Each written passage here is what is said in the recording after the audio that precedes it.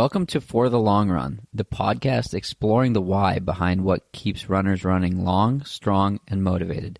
I'm your host, Jonathan Levitt. I've been running for a few years now and have the privilege of meeting many incredible runners on my travels all across the country.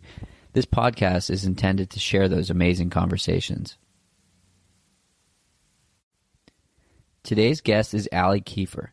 Allie is a professional runner who runs for Wazelle and Asics.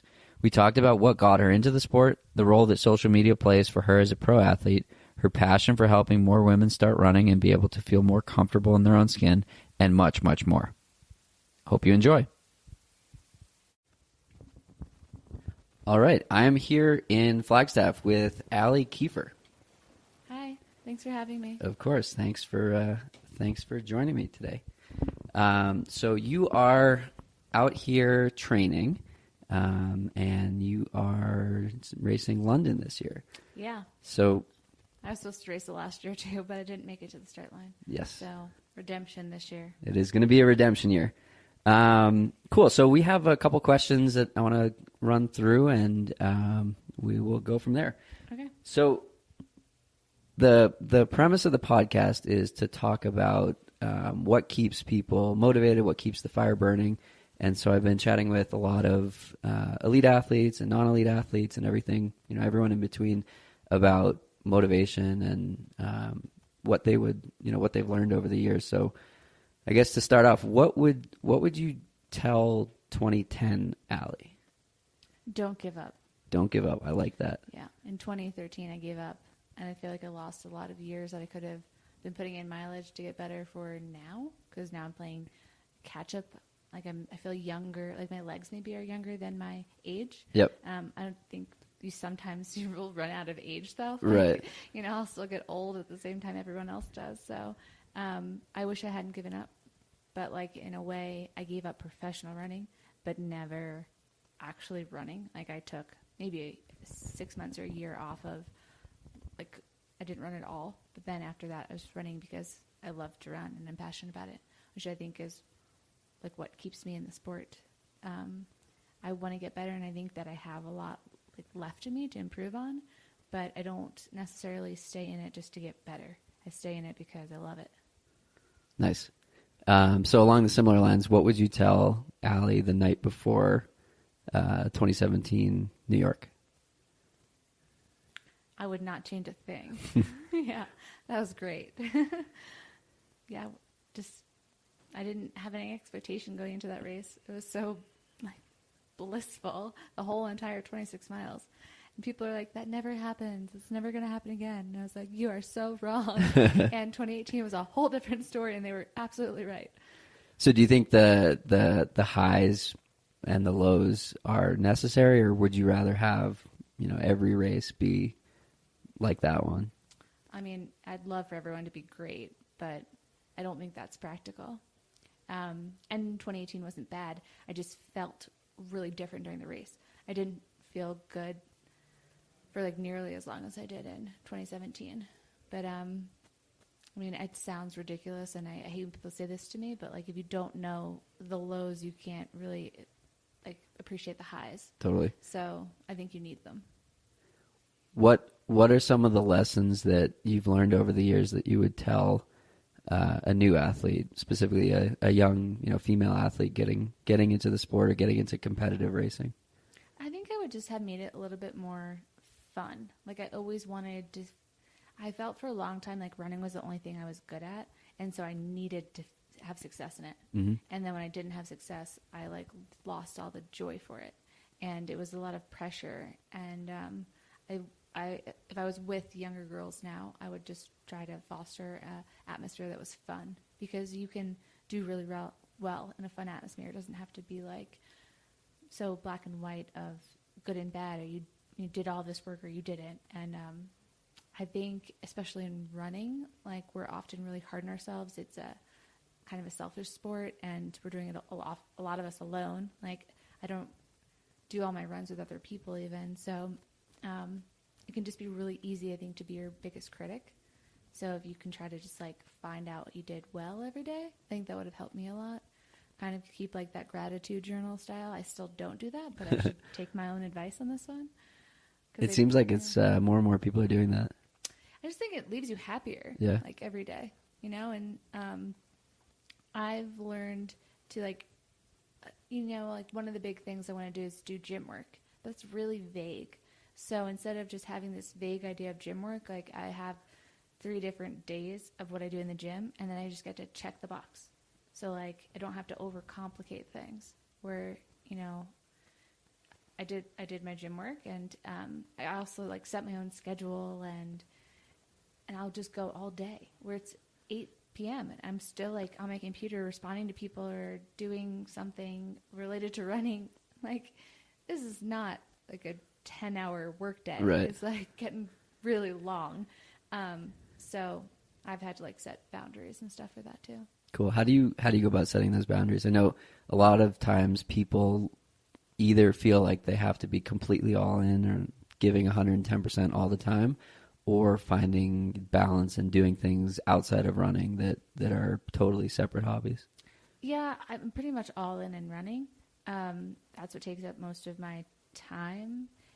But I think it's about like using the hours that I want to be doing particular like things. Like obviously I have like a time that I'll run, and a time that I'll respond to the emails or go on Instagram, and like there are a lot of other parts of like the business, talk to my agent, like all these different things that I kind of schedule in certain times, and so that like you know when it's coming. I know when it's coming, like, and I can't sit there and be like, I'm going to get all my emails done today. Because Right. after 30 minutes of emails, like, I need to do something else. That's just how I'm productive. So instead of wasting all day, like, not actually getting through that many emails, I just structure it so, like, I move on to the next task. Cool. One of the things you mentioned is having fun with it and enjoying the process, enjoying the journey. Was that an intended piece when you launched the YouTube series and the YouTube videos you've been doing? No. The intention with those was to let people in on like everything beyond the run. Like, I think I get asked often, especially by my family, like, what do you do all day? Like, how do you fill your time? Yeah. And I'm like, oh, I'm so busy. It's not really hard to fill my time. So I wanted to like, unless you show it, people don't really know what you've been up to. And then it's actually like been kind of hard to have people in your life like all day. Like one of the videos I wanted to do was a day in the life. Well, then a camera crew's got to sleep over. Right. And like maybe I don't think it's actually added joy to my life.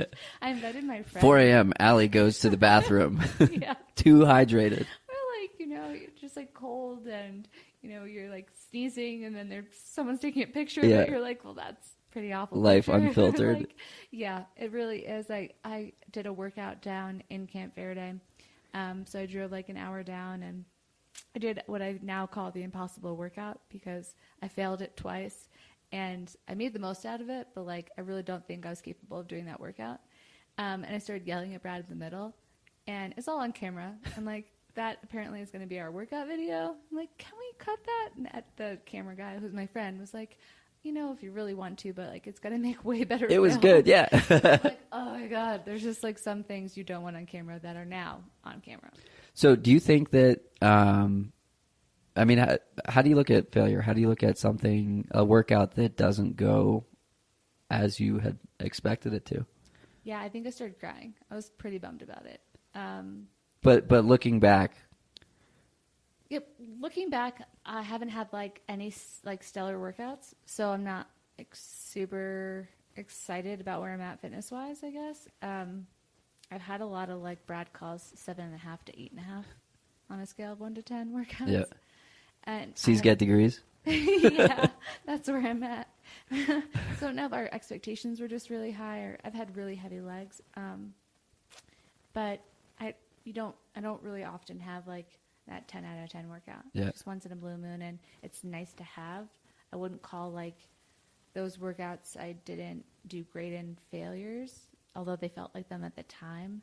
But I felt that way right after New York too this year. I was like, oh, that was a failure. I don't feel like it was a failure anymore, but I think when you have high expectations, like there will be failures, and that's sort of okay. You're not going to get an A on everything. Definitely. So I did a podcast yesterday with Ben Rosario, and one of the things that he talked about was not focusing on the time or the place, but the effort. And how do you balance being a professional athlete and literally getting paid based on finishing spots, but also enjoying it and continuing the love of the sport? Yeah. Well, I like what Ben said about that. And Brad and I have had conversations like that. We're like, what do we define success as? Right. And I have big goals for London. I want to break 226. But what if the weather's really bad? Right. Like, you're not in control of all the factors. What if, there's no pacer and you go out, like, the crew goes out really too fast? Yep. Or, like, there's just so many different things that could happen. You break your leg, right? Like, well, the whole entire season leading up to London wasn't a failure because it was bad weather the day of the Right. race. So you have to define it by different things. And for me, it's just like checking boxes every day. So if I know that, like, if I did the gym work, if I do what was written on the schedule for the running, if I, kind of did something mentally, that was like reading a book or having the gratitude journal or one of those, like, I podcast a lot, like, then I've hit like my 3 factors that I want to hit. Nice. Yeah. Cool. I had a coach that he talked about, like you were saying, checking the boxes, or each workout is putting a brick into a house. Yes. And layering brick after brick after brick, and it's not the one brick that makes a difference. It's the consistency over time. Exactly. I think one of the things that Brad mentioned about me was, like, at the race I'm pretty calm while everyone else is really anxious. Right. And between the races, I'm really anxious and everyone else seems pretty calm. And it's like, I know when I get to the race, there's nothing else I can do other than just do what I'm capable of doing. But I'm anxious that I'm not doing all the things during the in-between. So like having a very, like, small box that I know exactly what that means. Like, it's not vague. I can't, because I'm like a hard critic on myself. So if it isn't exact, I'll be like, that was a failure. And then that's not like a good way to go into a race or having the psyche that you failed every day. So I try to make it just like really simple for myself. Cool. Switching gears a little bit. So you're obviously an inspiration for a lot of athletes at different levels. But who would you say, either now or in the past, who's been sort of your role model or inspiration over the years? I'd have to say Kara Goucher. Yeah. I went to Foot Lockers when I was in high school, and I got her signature. And I went back, like, through my book of, like, my Foot Locker book, and I had her and Lauren. Nice. It was really funny to, like, see them, and now they're teammates. And I've gotten to interact with Kara because I was living in Colorado for a bit, and she's just, like, been so helpful in my own journey. If I can ask her any question, and she's so open, and it's just been really nice to have that. That's cool. And then you can pay it forward. So how do you do that with the running community? Yeah, so I don't know if I've really paid it forward yet, but I'm hoping that Brad eventually grows our group, and like into a team. Yeah, a little bit. So we need to find like a home base first, I think, until we can really do that. But we've talked to one girl actually in Flagstaff, and Rochelle, and I'm really hoping that she joins with Brad, and hopefully it can be of help to her along the way, because she's super talented, works really, really hard, but just hasn't had any sponsorship. Mm-hmm. So hopefully we can figure out something for her. Cool. So one of the big things that helps keep the running world rolling for both athletes and brands is our partnerships and sponsorships. And so you've worked with a handful of companies over the years. And how do you keep it, true to yourself and while also putting out good information?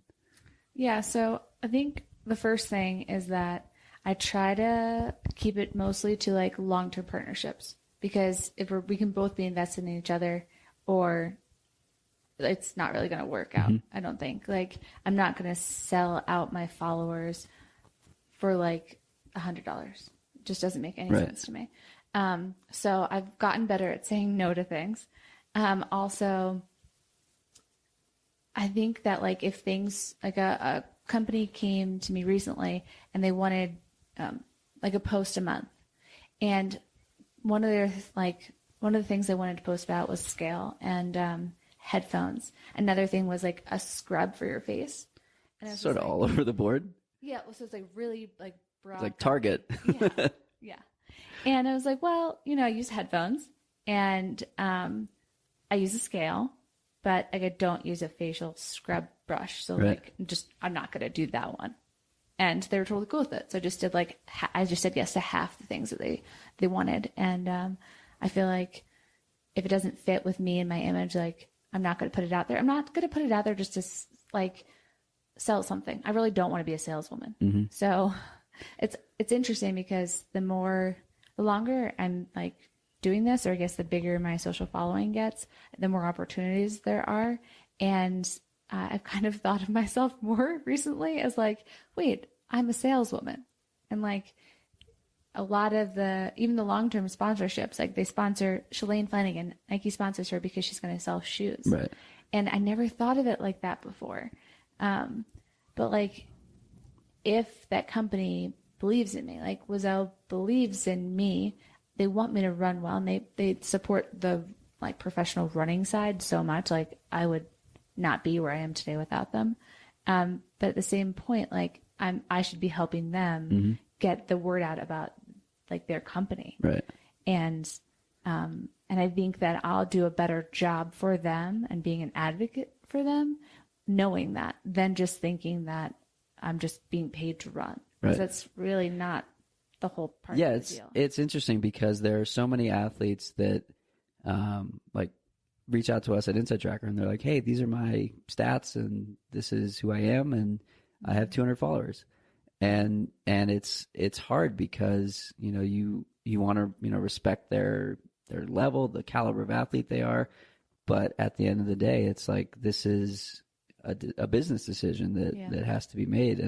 And just like the athlete can say no or say yes, the brand can say no and can say yes. And it's tough it's a balance between, investing in an athlete early on and investing in an athlete today. And we work together in that capacity in some ways as well. And it's really cool to see you've built a really high quality audience, that people that will do whatever you say.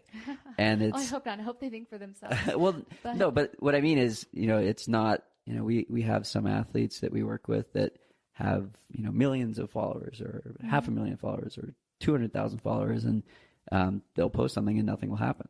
And it's all about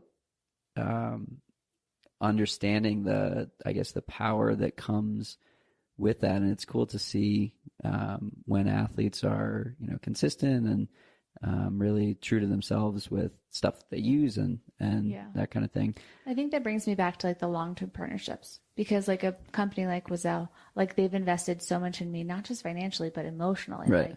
Like they're so supportive on an emotional level that if I get hurt, like Sarah Lusko is the first person I call. Right.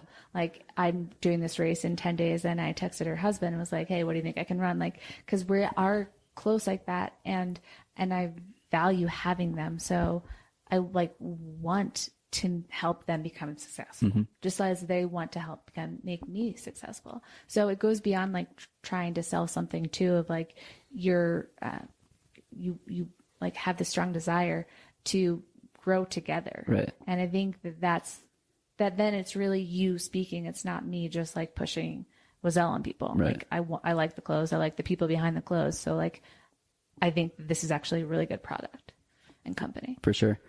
Well, it's cool. It's cool to see sort of the evolution of those types of partnerships, and the more they work, I think the more opportunities more athletes will have to get involved with that. And then it's just, it's good for the sport. Whereas you look at something like, track athletes and sponsorships, and they can't even wear the logos. And so it's like all of the value comes from engagement on social versus like standing on a podium. And so I'm sure I can't imagine the balance that you have to focus on between, like race results and like social engagement. So how do you do that? Well, it's interesting because like the social media has taken over a lot of my life. And I think a lot of that is like the YouTube channel and having people around all the time just to get content and then be able to put out there. And it's a little overwhelming at times. And I hopefully like, sometimes I think I've said yes to too many things and I get a little bit overwhelmed or like I'm just want the camera out of my face. And, but I like the idea of being able to market myself. Like I know that some people don't love having to write on Twitter or social media. And I just think it's another like opportunity. Like it's an avenue that we can use to our advantage or choose not to. Right. So I really enjoy it. I do think it takes a lot of work, but I kind of like try to, sit down once a week and just think of like, what do I want to post this week? Yeah. So it's not this huge thing every day where I'm like, oh, what am I thinking? Yeah. What am I doing? Yeah. Yeah. How do I like talk to people? Yeah. But most of the time, I mean, I go through some patches where I'm just like down and I'm like, no, I have nothing to connect with people about. But most of the time, but even like, just real like life. those are the best times to do it. And yeah, it's the hardest though. It is the hardest. And yeah, for sure. I mean, I spent much of 2017 injured and I felt like I was open about it on social media, and it was amazing to see like people come out of the woodworks with like, it's great to see other people struggle. Like it's not great to see people struggling, but it's relatable though. For sure. So again, switching gears, do you have a mantra or something that you think about when things get hard? Recently I've been having a lot of hard workouts. And so I've been lucky enough to have some guys to follow around the track or the roads. And so I've just been trying to like stay right in the back. I tried to say like, oh, just 4 more laps. And then I would like hyperventilate, like 4 more laps. Like that's a lot. But it's been way better when I just stick with them. Like you can stay right on them. Nice. Like, you don't have to do any work. Just stick on them. I don't have any like big mantras. I try to like, keep it positive for the most part. But yeah, that's about it. Cool. Jumping back to something we were talking about before, do you think that having time away from the sport a couple of years ago helped push things forward? Or do you think it like helped renew that fire when you came back from it? I know a lot of people that have a shorter time off due to injury come back with like that burning desire to keep pushing forward. I think it made me come back grateful. Mm-hmm. Like I felt when I left the sport, I think I was really feeling entitled and like I made the Olympic trials, so someone like should pick me up. I deserve this, rather than feeling like, wow, I'm really grateful that Wazelle gave me this opportunity to continue running. Which just like that different perspective changed everything for me, because I just thought I didn't understand really the game of it all. And like, now I see this relationship with Wazelle as a partnership. Mm-hmm. But I think some people just see it as a sponsorship. Like, yeah, they're fast, so they should get paid.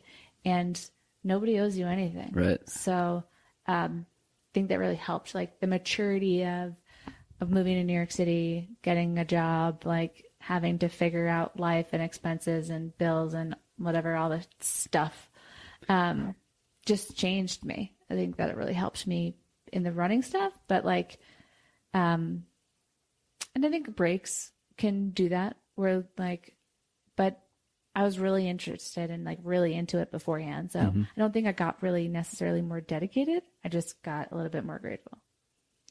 The gratitude is something my coach highlights all the time, and it's powerful when if you've had time off, if you've had injury, and you're out there and it's raining, or you're in the middle of a brutal workout, and it's just like thinking like, I'm doing this, I'm choosing to do this, and I can do it. I think it can be super powerful. Yeah, I think so too. Because I think it's really easy to just be like, ugh, it's raining. Right. It's cold. Like, I don't want to do this. then don't do it. Yeah. Like, Nobody's making you do it. Yeah. fine. But like I go through those times too, where I'll take advantage of like been really lucky to have my coach travel with me, and I take advantage of that opportunity a lot. And I wish someone would like kind of hit me sometimes, be like, Allie, like be grateful because you could be alone right now. And it's just obviously so much more enjoyable to be out there with somebody and to have someone that believes in you the whole time. Totally. So while we were in our intermission for technical difficulties, we were talking about the growth and surging numbers of athletes that are qualifying for the Olympic trials. That are it's crazy. Like full-time job people kicking butt out there. So why do you think that's happening? I think more people think that it's possible. The standards haven't gotten any slower. Right. I just think more people are like, I can do that. Like my friend did that. I can do it too. Or the people at the top are getting faster. And I just think it's a chain reaction where everyone, the guys and girls, like across the board, there are a lot of people hitting the standard. It's really cool to see. Let's talk about Atlanta. What are your thoughts on the course? It's going to be hilly. And I think that's good for me. Yeah. Yeah, I definitely wanted Atlanta. Part of it is because they were paying for everyone who made the trials, which I just felt like I've been in a position before where I didn't have a lot of money. So going to the races was like, if I was going to make the money back, maybe I could do it. It's a bit of a gamble, or like maybe I just don't think people should miss out on the Olympic trials because they can't afford it. Like that's no, there's no NFL player that has to be like, oh, am I going to feed my family or go to the Super Bowl? Right. Like, no, they just get paid a ton of money to go to the Super Bowl. So, and like, that's people's Olympics right there. I just think that's sad. So I liked that Atlanta was supporting them. And I think that I don't love hilly courses, but I can start loving it because it works to my advantage. Right. Yeah, I think that I'm a strength runner. So, and I go out conservative. So that should all help me for a hilly course. What would you tell someone that's looking to make the jump into marathoning from half marathons? Yeah, or... just do it. Yeah. Yeah. It's that easy. Just do it. Like pace yourself race day. And I think it does take a lot of, like I run a lot of miles now, but I didn't when I did my first one. So I just went into it and went out like 7-minute pace, and I sped up through the whole thing. I think I'm kind of probably built more for the marathon. Like, I just have more of an engine than speed, but it sounds scarier than it is. And like, if you don't think you can run 120-mile weeks, then don't. Yeah. Yeah, it's okay. Nobody's forcing you to. You don't have to run 120-mile weeks to run a marathon well. Like, you don't have to run 50-mile weeks to run a marathon well. No. And I like new things. I'm a kind of like the grass is always greener person. I'm like, oh, I'm gonna do this new race because it's gonna be so much better than anything I ever did before. So if you're thinking about it, just try it. You'll for sure get a PR in your first one. Yes, distance PR, time PR, all the good stuff. Yeah. So we were talking before we started about some races in the future. What are some of your bucket list races? We talked about Boulder. Definitely want to do that one. I haven't done Falmouth. That's a fun one. That if you like heat. Oh, I don't.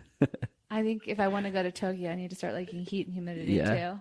So Falmouth is like 11 o'clock in the morning in the middle of the summer on the Cape. So it could be like 80 and 95% humidity. Yeah. So it's like running in a sauna.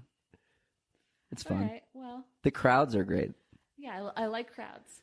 The crowds are very supportive. Beach to Beacon. Yep. Berlin.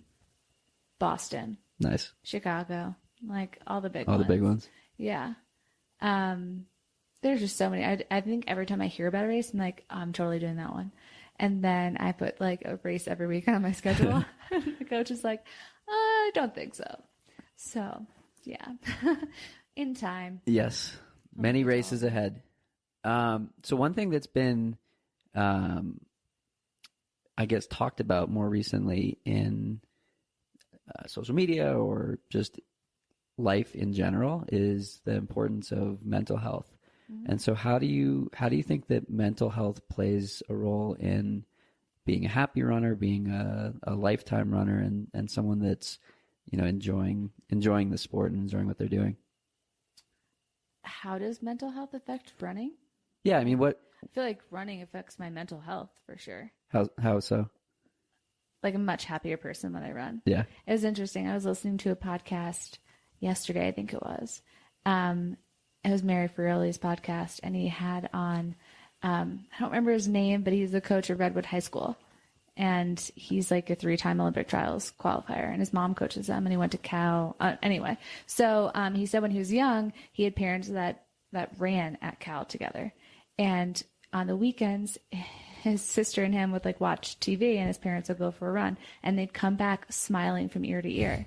And he was like, I don't know what they've just done, but I want to do it. And I was like, that is exactly how I feel about running. Like, no matter how cold or how rainy or whatever it is, like you come back better. Yeah. So I mean, if I'm like the most depressed I ever get, because I think I kind of ride those like highs and lows pretty hard. Like I'm a little bit of a roller coaster. I feel the happiest when I'm running. Cool. Speaking of the sort of highs and lows, I guess not technically, but how do you approach rest and recovery? And so like the lows from a volume standpoint, how do you work that into training on a weekly basis, monthly basis, yearly basis? What do you mean? So, I mean, you can't go 100% all the time. Why not? So that's a good question. I mean, I like when I say I'm all in on running, like I take the recovery to the same degree as the workout. Yeah, and that's what I mean.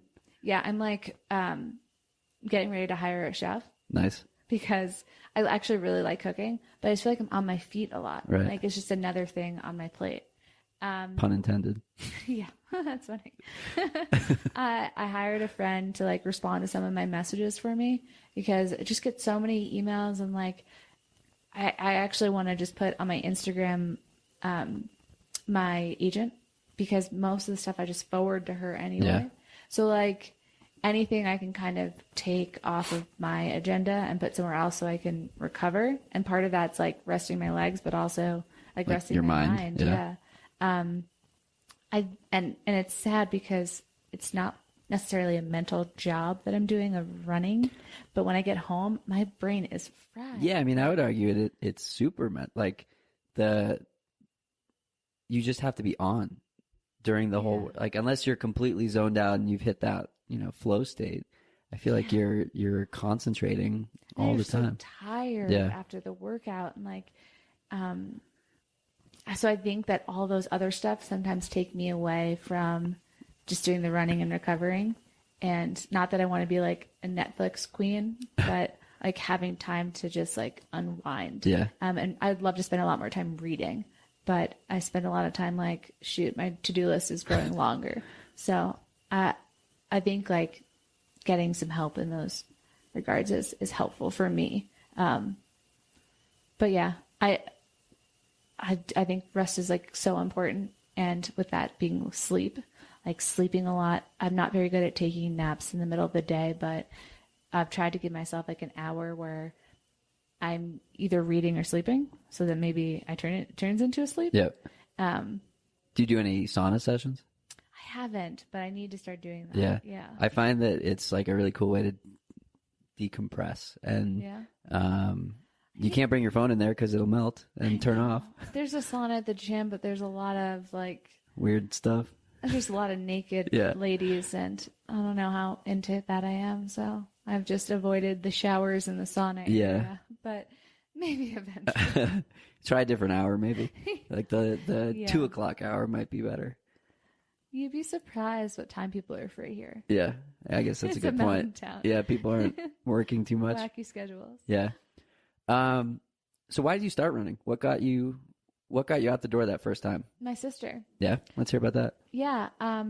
So the crossing guard at our local elementary school told my mom that she was really fast and that she should sign her up for this track team. And I was 4 years younger, so I was in kindergarten. And my working parents, they just needed somewhere for us, like both to be at the same time.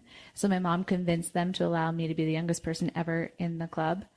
And we ran for like TikToks, and we sang songs, which is more singing and eating than running, I think. That's like trail running. Yeah, that sounds great. I want to do that. So that's how I got started. And then my sister being 4 years older, and I'm from New York, and in 7th grade, you can pick to be part of like the school team, and I played soccer growing up, but my sister was running in high school. So I was like, I want to run. And my mom was really mad because I think she thought like I was a good soccer player, but I was really just near the ball all the time and had no ball skill. And I joined the track team, and like kind of the rest is history. Cool. They're like, oh, you're kind of good at this. Let's. It worked out. Yeah. Eventually she was like, okay, like you made the right choice. Yeah. Is the marathon your favorite distance? Yeah, it is. I like racing the most. I feel the most comfortable there. I still feel like a newbie because I've only like trained for 2 of them. Yep. But so far so good. So cool. What are some of the other distances you like? I'm doing the 10K in a couple weeks. I do like the 10K, and then I just the track hurts in such a different way. I'm doing an 8.2 mile race in Atlanta, which will be on the Olympic trials course. I'm excited about that, but I've never raced 8.2 miles. It's a PR. Yeah, exactly. So I'm doing a 30K. I've never raced a 30K. This is like the season of new. Yeah. Yeah. Do you think that that's a big thing that people should, I don't want to say focus on, but like trying something new? I just think that like you need to think of your strengths and weaknesses and then attack. Yeah. And so I actually have been racing a marathon that I'm like more trained for the half though, because I took all that time off, like I don't know what Shalane Flanagan's training is like, but I'm assuming she's doing a lot more than I'm doing, like mileage in her workouts and mileage overall. And I don't think that you can jump from where I'm at just to like that level so quickly. So I'm like taking this step so I try not to get hurt. And that's why I put the 30K in, because it's a race, but I'll just do it as a workout, and it will be like a hard 30K effort that I think would be really hard to do alone. Yeah. So it's just like, that's my weakness. That's what I need to work on. But I've been talking with Molly Huddle, and she's actually doing a 10K leading into the London Marathon, like a race at Stanford. So we kind of took opposite approaches, but that doesn't mean that anyone's right or wrong. It's just different. They like, with your goals and your strengths and your weaknesses, you pick whatever you think works for you. Cool. So I posted that we were doing this podcast and got a couple questions, and so people want to know what's your go-to post race? What does it look like from a recovery standpoint? Like what's on the plate, and then more importantly, like what does the next day look like? The next day, okay, yeah. So I've been working with a nutritionist, and he's really big about eating carbs like within 10 minutes. Yes. So I actually make the higher the glycemic index, the better. Like after a hard workout. Post workout, yeah. Yeah, post. And so if I just go for like a 30-minute run, I have a banana. Mm-hmm. But after a race, it's like a very hard effort, and they're often long now that I do the long distances. So I've actually started making a granola bar with like oats, quick oats, and a rice puff cereal and honey, like all the dates, so like lots of sugar. Yeah, it's really good. Yeah, it tastes good, and it's like super high glycemic. And then, like then when I'm hungry after that, so like an hour or 2 later or whatever, I've had a lot of family and people come to races, so we'll like go get brunch. Most of the races are in the morning. Yeah. And like if I don't get breakfast, like the day of food cannot move on until I've eaten breakfast. It must be. Is that like a thing? Just every day, you gotta have the breakfast foods. Yeah. Yeah. It's unfortunate because it'd be like 4 p.m. and I'm like, all right, where's the breakfast burrito? Yeah. But there's always time for breakfast burrito. For sure. So that's usually like the real meal. I try to like portion those things out so you get like a carb, protein, and some kind of like green or vegetable. I had a really good teammate, Molly Pritz, and we would go get breakfast after workouts together, and one of us would order eggs and the other one would order pancakes, and we just go halvesies because like who doesn't want eggs and pancakes and savory. So and then the next day, like eating wise or just like wise, what do you do? The next day I split the run up. So after like a hard long run or a race, say I wanted to hit like 10 miles that day, I'll do 5 in the morning and 5 in the afternoon because you still get good mileage, but it's not so hard in your body. So you can like speed up the recovery. Cool. What does marathon recovery look like? It's active. Yeah. It's active recovery. Do you do any swimming or anything? I've been swimming like 30 minutes or 35 minutes once a week. Isn't it so hard? I absolutely hate it, especially here. Yeah. I think in like a warmer climate it's fine, but when you're in a cold place jumping into a cold pool, it's really not like. But again, just learn to be grateful. Yeah. I'm grateful that I have a pool to go to. Did you do any swimming growing up? No, so I have horrible technique. So it's like actually. And you're probably really slow too. I'm very slow. But I'm super competitive. Yeah. So I like racing all the people near me. Right. And of course, most people like do a workout and I'm just doing 30 minutes straight. Right. So it's not very impressive to look at. And anytime that Brad wants to film me, I'm like, no, you're absolutely not allowed because my head doesn't go under the water. Filming the swimming. Yeah. No, it's just so terrible. Yeah. Yeah, I spent a bunch of time in the pool last year, and it's like you go from like not being able to do a lap to like, I'm crushing a mile, and it's great, and it's cool to have that progress that is just like so dramatic. Yeah, I also think if you're bad at it, like you just get a better workout from it. Yeah. If my technique was great, I'd have to like do it harder. Yeah. Try harder. Right. But this way, I'm out of breath pretty easily. So. Yeah. It's a good workout. And you get the benefit of the water on your legs. Yeah. So that's good too. Brad always says, like, doesn't it loosen your legs? And, like, I'll do strides the day before a workout. And none of that stuff ever, I feel like, loosens my legs. But I'm sure there's something to it. Totally. What's next? What you have, I know you said you have London. Do you know what do the next couple of years look like? What are some big scary goals that Allie has for herself? So I want to break 226 in London. That's a big one. And then I'm going to come back and try to make the 10K team for Doha World Championships. It's a little bit like outlandish because I have to drop a significant time at 10K. And there's not really that much time after London. So I guess in 10 days we'll see like how ridiculous that sounds or not. But then I might do a fall marathon. I still want a podium at a major marathon. I want to go to something like New York this year where it was the best field ever. Yeah. I don't want to show up at a marathon that has 2 people in it, just a podium. Right. Like I want to a racer's race and passing people at the end. Yeah. So, I want to make the Olympic team in the marathon, but I also want to keep advocating for body image. I think that's been a huge part of my happiness too, and it makes the running goals a little bit more exciting because running's kind of like the mover or driver. So then I get to be able to talk larger about audience. Body image. Yeah, I'm doing. I'm speaking at the women's conference. That's awesome. And in Boston. I'm super excited about it. I'm a little nervous to speak, but excited. And I want to keep doing that. I want to keep powering on with that message. Let's talk about that message for a little bit. How did you, or what keeps you motivated to keep going with that?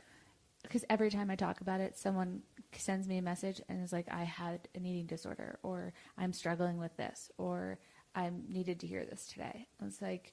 It's the relatability. It's just that sometimes to me, it sounds like old news. Like I've said these comments before. Yeah. But new people find me and then have been they've been helped by the message. So if I can continue helping people, then I'm going to continue saying it. Yeah. So on a sort of similar but somewhat of a parallel, a couple of friends and I started something called Rest Day Brags, and it's like bragging about rest. Oh, yeah. And it's bragging about the only, intervals I did today were to the fridge or couch to fridge and silly stuff like that glamorizes it, brings sort of laughter to doing nothing. Yeah. And it's funny, we get a lot of critics. You can't not brag about resting. You can't not brag about something. So how do you handle the critics? How do you handle the critics? Yeah. Yeah, there are definitely critics. I just think that kind of like the higher you rise, the more critics are going to be. Yeah. Like, it's kind of a polarizing topic. Yeah. I didn't start it thinking that. I thought this was just kind of like common knowledge that, you know, like you should get a period and that you should be healthy and fuel yourself with food. And like that doesn't seem polarizing, but somehow Right. it is to people. So I've just kind of embraced it. There's actually a film crew came out from New York City, and it was absolutely ridiculous. But like the guys are so cool, and I mean he's a Hollywood film producer. Like he has critics too, obviously. And he was like, you know what? I just lean into it. Like if someone doesn't like I do this certain thing, like I do it more. Yeah.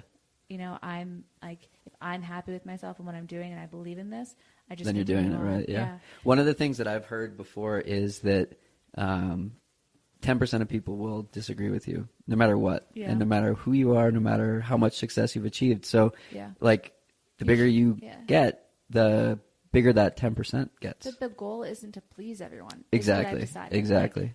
Like, you can't. I wanted to before. Right. And it's like, I don't actually want to please everyone. Right. I mean, some people just don't like feel the same way as I do. Yeah. And so someone recently like messaged me on Instagram to say, hey, you can't hashtag body positivity. Body image and body positivity aren't the same thing. And like there are marginalized voices that aren't being heard because of your hashtag. And I was like, I just don't agree with that. I feel like I'm bringing more awareness to this topic, and I'm allowing there to be a discussion on my page, so then people that maybe the voices wouldn't be heard otherwise can be heard. And then people were commenting to other people's comments. So like people were reading comments of people maybe they don't follow. Right. Like I think I bring more to this. So I'm sorry that we disagree, but I'm not gonna say sorry for using body positivity. If more people found me through using that hashtag, right. and then felt like they had a voice in this conversation. One person was upset, and like that, it's unfortunate. That's not my goal, but it's going to happen. And like, if I was there to please everyone, I wouldn't be myself. And I think if you're trying to please everyone, you're no longer authentic. Yeah. You're no longer authentic to yourself. Yeah, exactly. And it's you sort of lose the message that you're going after. Exactly. So I guess what tips do you have in that department for someone that, you know, might be struggling with it, or a new runner that's getting into the, you know, high school athlete or college athlete? Yeah. I don't know that those are the people that are listening to this podcast, but they might have kids that are in that. I think that honestly, like I see it, the coaches kind of doing, and I don't think people mean this in the wrong way, but people say like, oh, you're looking fast. And I'm like, what does that mean? Because there's no look to fast. Right. You can be fast, right. but like you can't, like there's not a particular thing that, so do you mean thin? Like I'm looking thin? And you can go to the start line and be thin or be big and still win. Like it doesn't matter. And be inspiring either way. Like what got me into running was watching the Boston Marathon in 2013, and I watched from Wellesley, and I was like, look at all these people, different shapes and sizes, and they're all just doing it. Yeah, one of the most inspiring races I ever watched was the Phoenix Ironman, and Chrissy Wellington set the world record, which was really cool. But then I came back later in the end of the night, and all these people are trying to finish the race. Right, before midnight or whatever it is. Yeah, so to get the cutoff. Right. And they're trying to run at the end, but it's an Ironman. Right. Their legs just wouldn't move. Right. And people are crying and of achievement. I mean, it was so freaking inspiring to watch.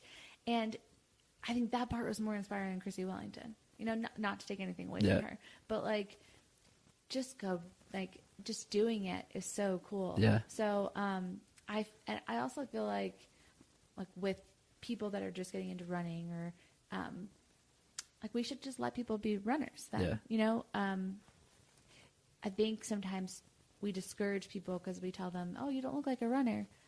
there is no certain look, in my opinion. If you run, you're a runner. You look like a runner. Yeah, if you're running, you look like a runner. Right. It's such a healthy part of someone's lifestyle. Like, I don't think we should discourage people from living that. Yeah. So I think it's not really the people that are trying to do it, but rather the people that are saying negative things to them. Like, just stop saying negative things. Yeah, it's sort of like a cultural thing that... I think we're a little bit elitist, like as a group, which is unfortunate. Yeah.